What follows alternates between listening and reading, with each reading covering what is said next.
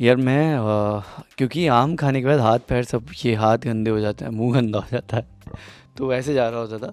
तो गेट खोलने के लिए वो आपको कुछ तो यूज़ करना ही पड़ेगा, क्योंकि एसी चालू होती थी तो रूम नहीं खुलता था, और वहाँ आम थोड़ा सा लग जाता था।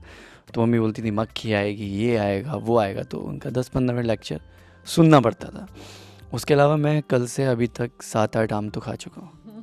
हम लोग फार्म हाउस गए थे तो वहाँ पर काफ़ी बड़ी प्रॉपर्टी है, तो वहाँ पे अंदर ही बहुत सारे आम के पेड़ हैं। तो मेरे साथ ऐसा पहली बार हुआ है कि मैंने आम देखे गिरे हुए हैं और यहाँ भी है, यहाँ भी है, यहाँ भी है, तो कम से कम मैंने 30 तो ऐसे ही बिन लिए होंगे।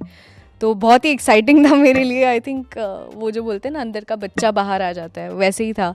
फिर एक चाइल्डहुड मेमोरी ये है कि एक बिल्डिंग से हमारे सटा हुआ एक आम का पेड़ था जो लगा दूसरी बिल्डिंग में था, पर वो सारे फल इधर आते थे। तो जैसे ही, और हमारा ग्राउंड फ्लोर का घर था, तो जैसे ही पट करके आवाज़ आती थी, पापा बोलते थे भागो, और मैं भागती थी और जाके कैरी निकलेगा या पका हुआ आम निकलेगा या क्या होगा, फट तो नहीं जाएगा।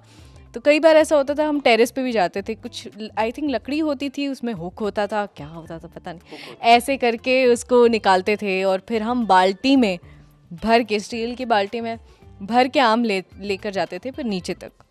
और ये पूरी मेहनत हम करते थे, उसमें कैरी होती थी तो अचार बनता था, बाकी आमरस बनता था, और खट्टे आम होते थे तो उसमें चीनी डाल के खाते थे, पर आम वेस्ट नहीं जाते थे कोई भी।